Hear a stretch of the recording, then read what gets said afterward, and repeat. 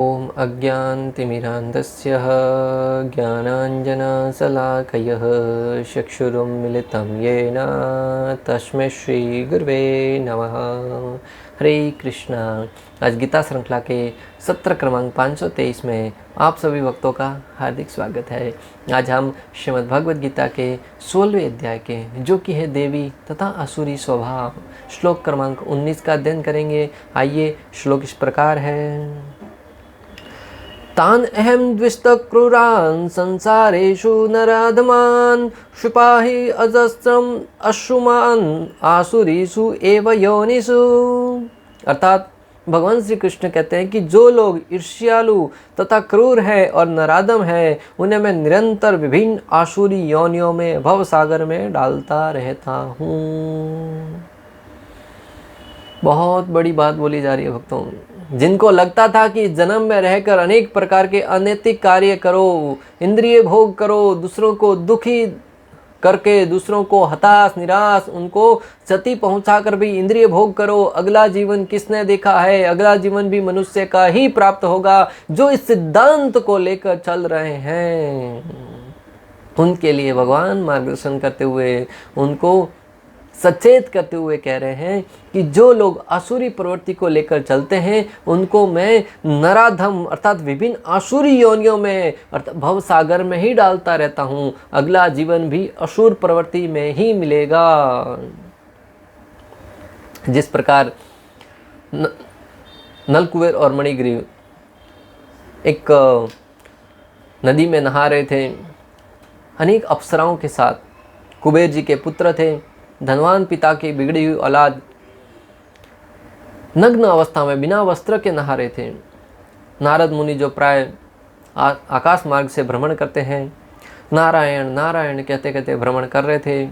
जब उनकी दृष्टि उनके ऊपर पड़ी, वहाँ पर जो अप्सराएं थी उनको लज्जा आ गई, स्त्रियों को तो लज्जा आ गई। उन्होंने नारद मुनि को देखकर अपने तन को ढक लिया, वस्त्र ओढ़ लिए, परंतु बिगड़े धनवान पिता की बिगड़ी हुई औलाद नलकुबेर और मणिग्रीव ने नारद मुनि की परवाह नहीं करते हुए उसी अवस्था में नहाते रहे। तब नारद मुनि ने उन्हें श्राप दिया। हालांकि कहने में तो श्राप है, परंतु जब साधुगण श्राप भी देते तो करुणावश देते हैं ताकि आगे चलकर उनका लाभ हो सके। नारद मुनि ने श्राप दिया कि तुम्हें नग्न रहने की इतनी इच्छा है, इतना आनंद आ रहा है, तो मैं तुम्हें श्राप देता हूँ कि तुम जाकर नंद बाबा के आंगन में वृक्ष बन जाओ, जो हमेशा नग्न अवस्था में रहते हैं। सर्दी गर्मी बारिश किसी भी अवस्था में उनको वस्त्र पहनने की आवश्यकता नहीं है और उनके लिए कोई पहनना आवश्यक भी नहीं है। उसी भांति भगवान श्री कृष्ण भी कह रहे हैं कि आप जिस योनि के कार्य करते हो, जिस वृत्ति के कार्य करते हो, मैं उसके अनुरूप तुमको अगला जीवन देता हूँ। नारद मुनि ने उनके इच्छा को, उनके कार्यों को देखकर उन्हें जिस प्रकार नलकुबेर और मणिग्रीव को वृक्ष का श्राप दिया, उसी बात ही भगवान श्री कृष्ण हमारे कर्मों के आधार पर हमें अगले जीवन में धकेलते हैं। जिस व्यक्ति के कर्म ऊंचे होंगे, सर्वश्रेष्ठ होंगे, उसको अगला जीवन भी उसके अनुरूप प्राप्त होगा, जिसका वर्णन हम पिछले अध्याय में कर चुके हैं।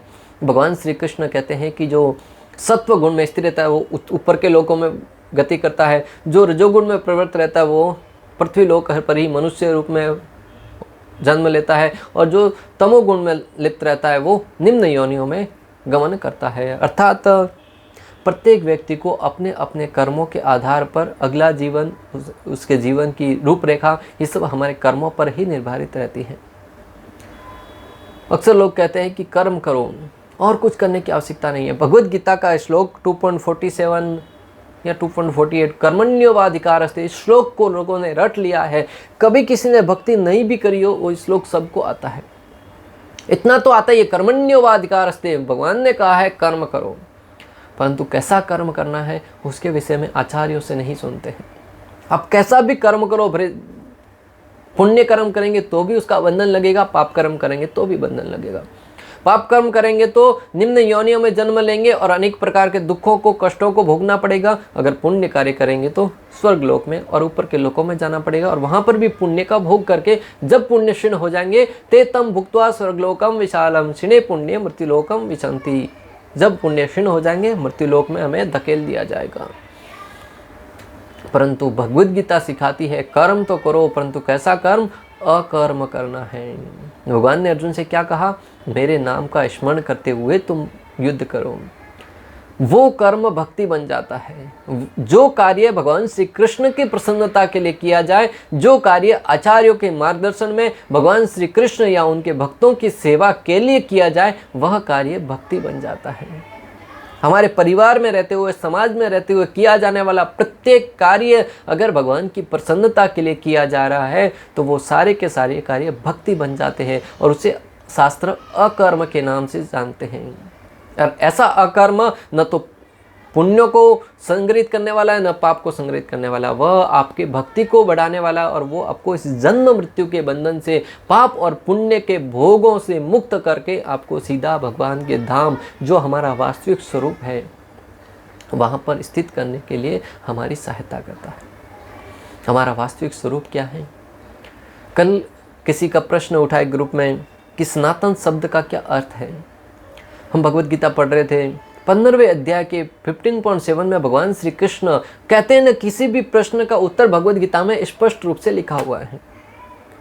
इसी इच्छा से भगवद गीता को पढ़ रहे थे कि कहीं तो भगवान ने इसका वर्णन किया होगा। 15वें अध्याय को खोलते ही 7वें श्लोक तक पहुंचे ही थे कि भगवान ने कह दिया, ममे वांसो जीवलोके जीवभूत सनातन। भगवान ने कहा कि जीवभूत सनातन, सनातन शब्द का प्रयोग किया गया। भगवान कहते हैं कि जीव है वो मेरा सनातन अंश है।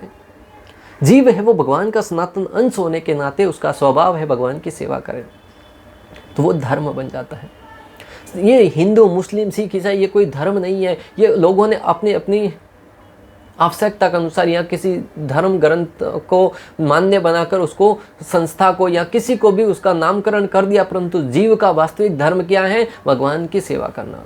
जिस प्रकार एक चीनी का धर्म होता है उसका मिठास, जल का धर्म होता है उसकी तरलता, अग्नि का धर्म होता है उष्मा, नमक का धर्म होता है कड़वाहट। अगर नमक में से खारापन निकाल दिया जाए तो नमक का कोई अस्तित्व नहीं रहेगा। अगर अग्नि में से उसकी जो जलाने की शक्ति है वो निकाल दी जाए तो उसका कोई अस्तित्व नहीं रहेगा। अगर जल में से तरलता निकाल दी जाए तो उसका कोई अस्तित्व अर्थात कोई महत्व नहीं रह जाएगा। जिस प्रकार चीनी में से मिठास निकाल दिया जाए तो उसका कोई महत्व नहीं रहेगा, उसी भांति जीव में से अगर उसका भगवान श्री कृष्ण से सेवा भाव निकाल दिया जाए, जीव को भगवान श्री कृष्ण से अलग करके, सेवा से अलग करके उसको भोग में लगा दिया जाए तो वो धर्म से विलग हो जाता है। प्रत्येक जीव का धर्म है सनातन, भगवान के हम सनातन अंश हैं और इस नाते हमें भगवान की सेवा करनी है। और भक्तों, प्राय देखा गया है जो व्यक्ति भगवान की सेवा में लगता है वही प्रसन्न रह पाता है। भगवान से विलग होकर व्यक्ति के पास कितना ही धन धान्य क्यों न है, अनेक ऐसे लोग हैं जिनके पास रुपया, पैसा, गाड़ी, बंगला, राज रजवाड़े सब कुछ है, परंतु फिर भी दुखी हैं, फिर भी हताश हैं, फिर भी निराश है। कारण भगवान से अपना संबंध भूल गए हैं।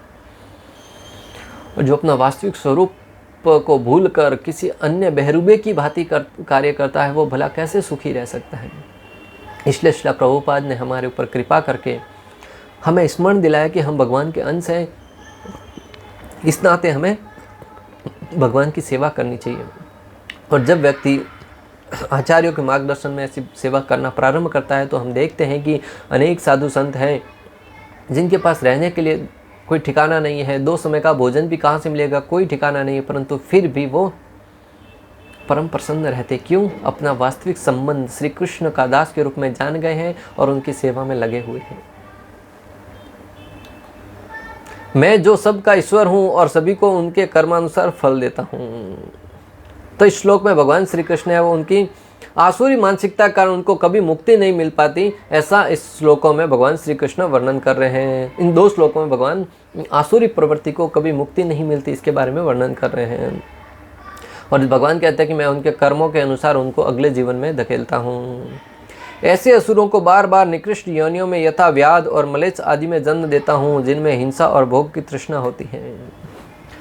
भक्तों, भगवान श्री कृष्ण कहते हैं कि ऐसे लोगों को मैं बार बार असुर योनियों में या मलेच्छ किसे कहा जाता है? पूर्व काल में मुस्लिमों को मलेच्छ कहा जाता था। चैतन्य महाप्रभु के समय में हरिदास ठाकुर का दृष्टांत आता है कि उनका जन्म मलेच्छ जाति में हुआ था, अर्थात मुगलों के जन्म मुस्लिमों के परिवार में हुआ था। तो भगवान कहते हैं कि ऐसे असुर योनि वाले, ऐसे असुर प्रवृत्ति वाले लोगों को मैं निकृष्ट योनियों में अर्थात मलेच्छ आदि में जन्म देता हूँ, जहाँ पर भोग और हिंसा की अधिक असुर प्रवृत्ति में देखो लोग हिंसा करने से हट पीछे नहीं हटते, नन्हे नन्हे बच्चों को भी हिंसा करने के लिए प्रेरित करते हैं। पशु वध है, जीवों के ऊपर अनेक प्रकार के वध किए जाने वाले हैं। ये आसुरी प्रवृत्ति में प्राय देखा गया है। बड़े बड़े असुर हैं वो मनुष्यों का भी भक्षण करते थे, ऋषि मुनियों का भी भक्षण करते थे। रामायण में इसका उल्लेख आता है भक्तों। तो भगवान कहते हैं कि ऐसे असुरों को मैं उस परिवार में जन्म देता हूँ, उस कुल में जन्म देता हूँ जहाँ पर हिंसा है और अनेक प्रकार के दुख ही दुख हैं। तात्पर्य, इस श्लोक में स्पष्ट इंगित हुआ है कि किसी जीव को किसी विशेष शरीर में रखने का परमेश्वर को विशेष अधिकार प्राप्त है। श्रील प्रभुपाद सीधे सटीक नतीजे तक पहुंचते हैं। समस्त पूरे के पूरे श्लोक का सार बताते हुए कहते हैं कि इस श्लोक में स्पष्ट रूप से वर्णन हुआ है कि कौन से जीव को कौन से शरीर में रखना है, इसका विशेष अधिकार परमेश्वर के पास है। पूर्ण रूप से भगवान ने ये अधिकार अपने पास संरक्षित रखा है। जिस प्रकार इस भौतिक व्यवस्था में प्राय कोई व्यक्ति इलेक्शन जीतकर प्रधानमंत्री बनता है तो अधिकार, छोटे छोटे अधिकार अलग अलग मंत्रियों में बांटते हैं, परंतु कई अधिकार है वो अपने पास रखते हैं कि ये सीधा सीधा प्रधानमंत्री के अंतर्गत आएगा।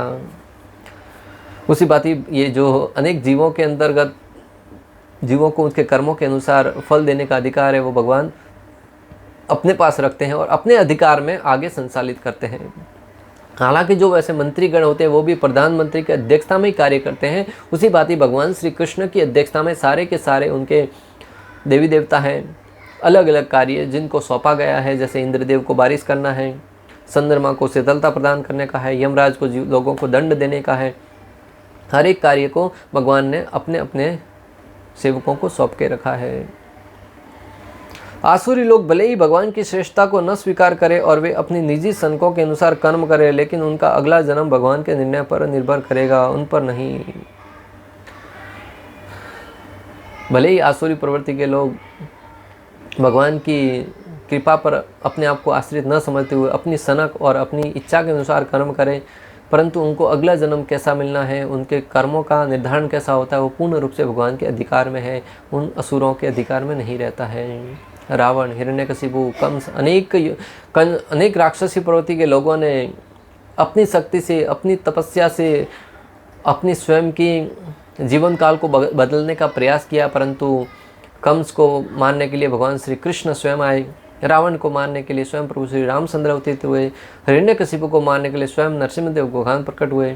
भले ही उन्होंने ब्रह्मा जी, शिव जी से अनेक वरदान क्यों न प्राप्त कर रखे हो, परंतु उन वरदानों का सम्मान करते हुए भी भगवान श्री कृष्ण ने उनका वध किया। इससे ये सिद्ध होता है कि व्यक्ति को अपने कर्मों के अनुसार फल देने के लिए भगवान निश्चित रूप से अवतरित होते हैं। श्रीमद् भागवतम के तृतीय स्कंद में कहा गया है कि मृत्यु के बाद जीव को माता के गर्भ में रखा जाता है, जहां उच्च शक्ति के निरीक्षण में उसे विशेष प्रकार का शरीर प्राप्त होता है। यही कारण है कि संसार में जीवों की इतनी योनियां प्राप्त होती हैं। भक्तों, जब भगवान कहते हैं कि मैं उसके कर्मों के अनुसार उसको जन्म देता हूँ, तो इसका अभिप्राय है कि अगला जन्म उसको मनुष्य योनि में मिलेगा या किसी निकृष्ट योनि में, पशु पक्षी या किसी में भी। इसलिए तो इतने सारे योनियाँ, 84 लाख योनियों का यहाँ पे वर्णन आता है कि योनियाँ रखी हुई है ताकि उस जीव को उसके कर्मों के अनुसार उसका अगला जन्म मिल सके। यथा पशु, कीट, मनुष्य आदि ये सब परमेश्वर द्वारा व्यवस्थित है, ये अकस्मात नहीं आई है। जहाँ तक असुरों की बात है, यहाँ यह स्पष्ट कहा गया है कि असुरों के गर्भ में निरंतर रखे जाते हैं।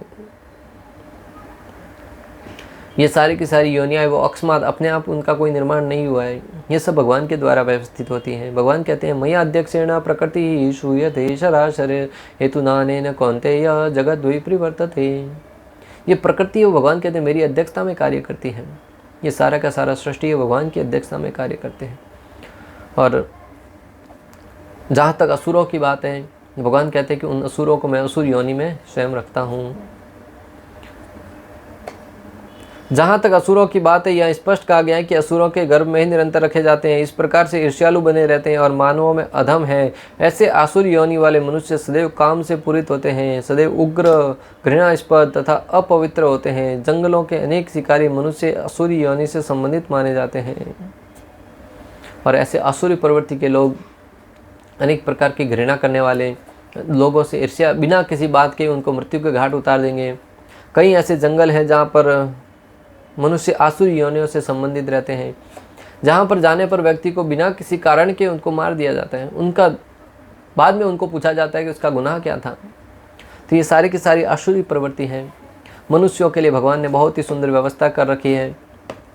वेदों के माध्यम से, भगवद गीता भागवतम के माध्यम से जिस सिद्धांतों को पालन करके हम अपने जीवन को सुचारू रूप से चला सकते हैं और परम आनंदमय तरीके से भले परिवार में रहते हुए उसको अच्छे से जीवन यापन किया जा सकता है और सारे जीवों के साथ प्रेम पूर्वक रहा जा सकता है। अम्बरीश महाराज है, प्रहलाद महाराज है, ध्रुव महाराज है, ऐसे अनेक बड़े बड़े राजा हुए जो भगवान के भक्त थे और उन्होंने अपने राज्य का पालन पोषण करते हुए, अपने परिवार का भरण पोषण करते हुए, अपने राज्य तंत्र को संभालते हुए भी प्रत्येक जीव के साथ समानता का व्यवहार किया है और अपने भक्ति के आचरणों को पालन करते हुए जीवन को कैसे जीना है, जीवन में किस प्रकार रहना है और भगवान की भक्ति करते हुए कैसे रहना है, इसको अपने आदर्श द्वारा सिखाया है भक्तों।